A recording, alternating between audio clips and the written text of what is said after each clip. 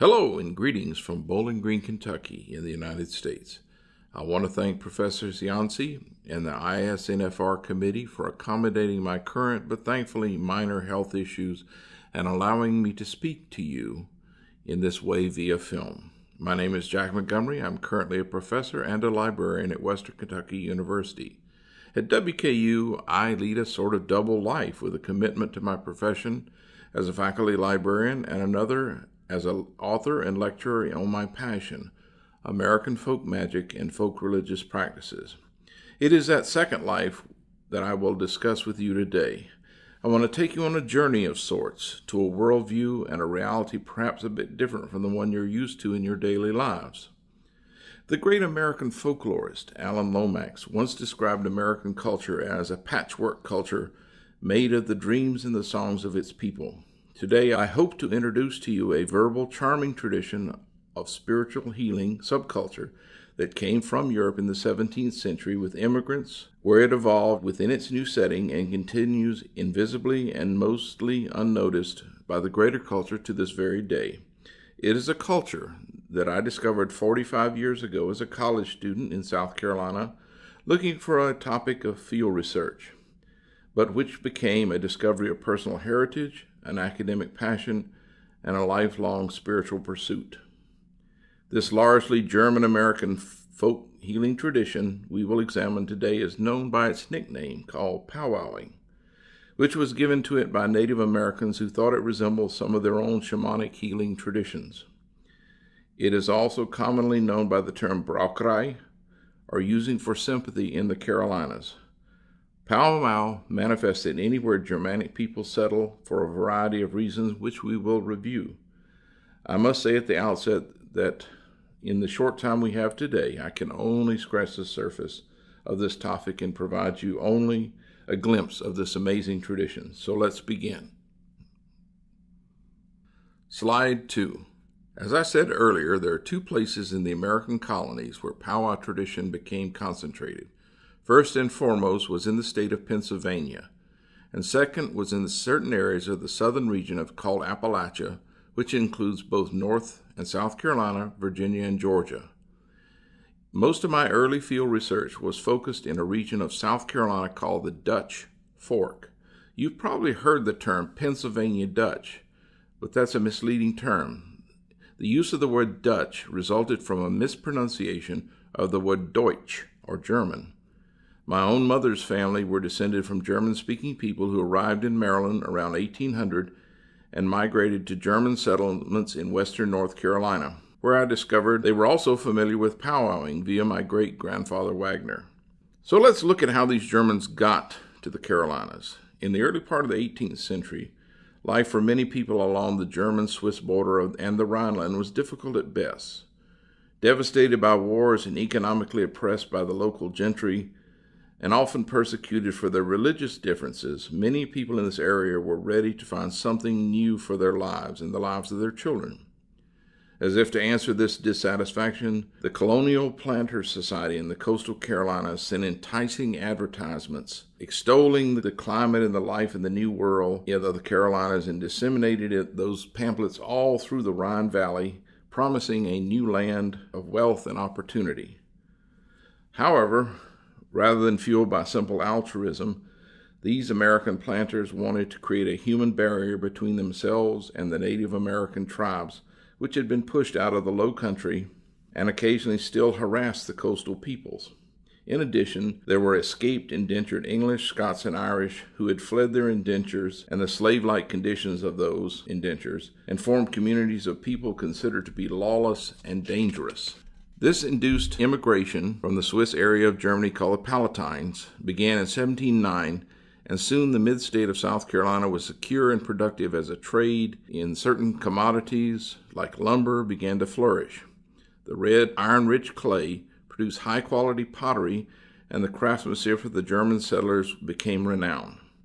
As a result, old ways and beliefs about life, illness, and the nature of reality reemerged.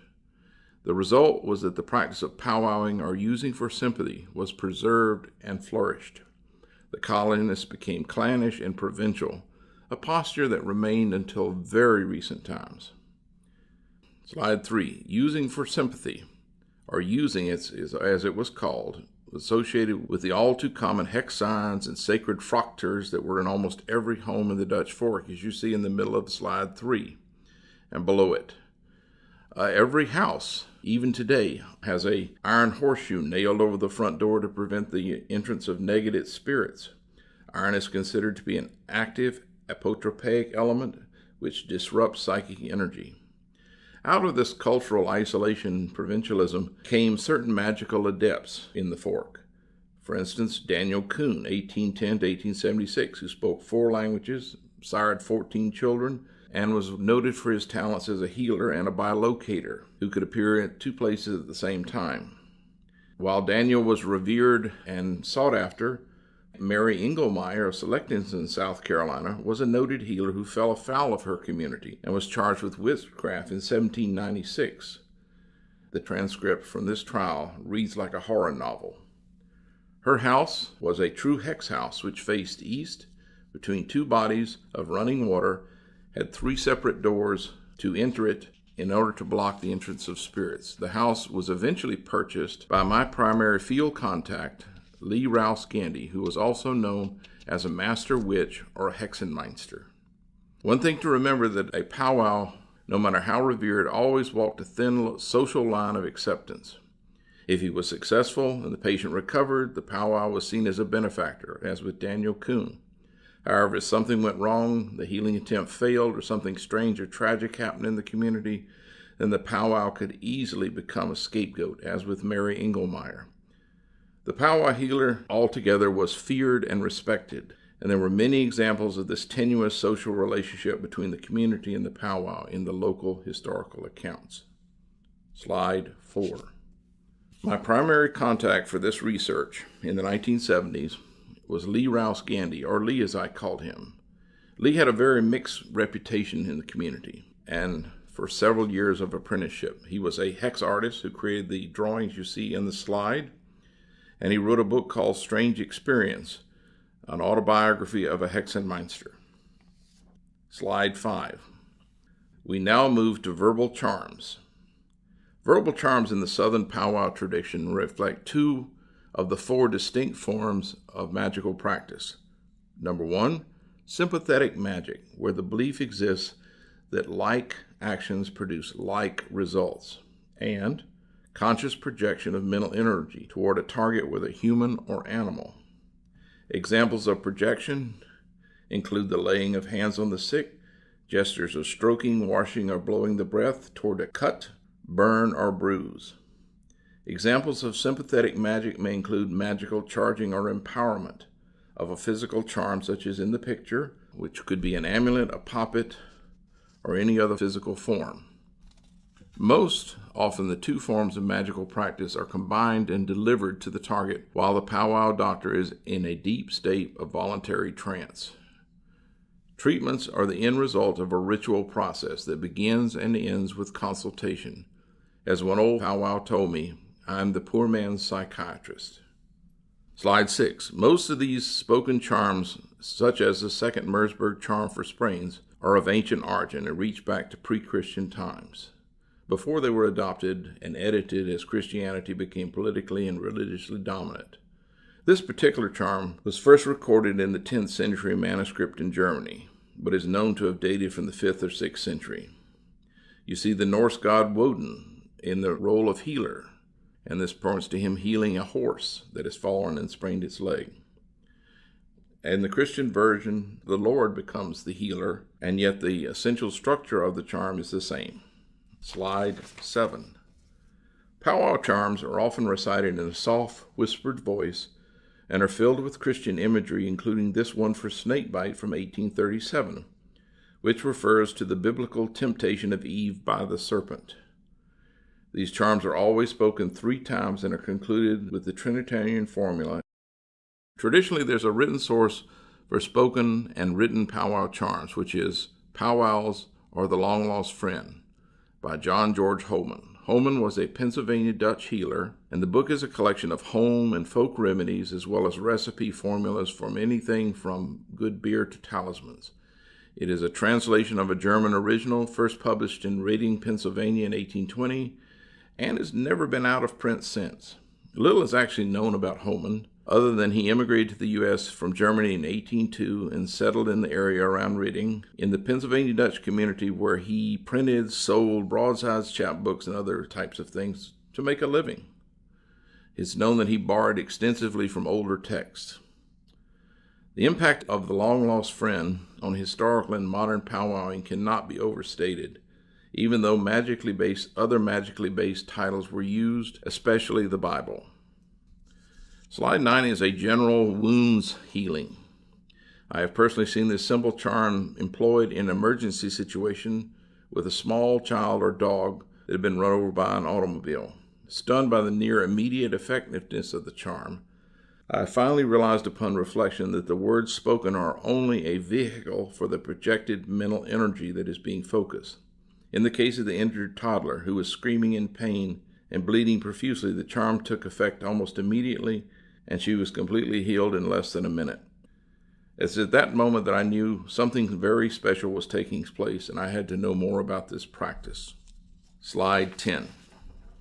A potropaic or repellent charm for witchcraft.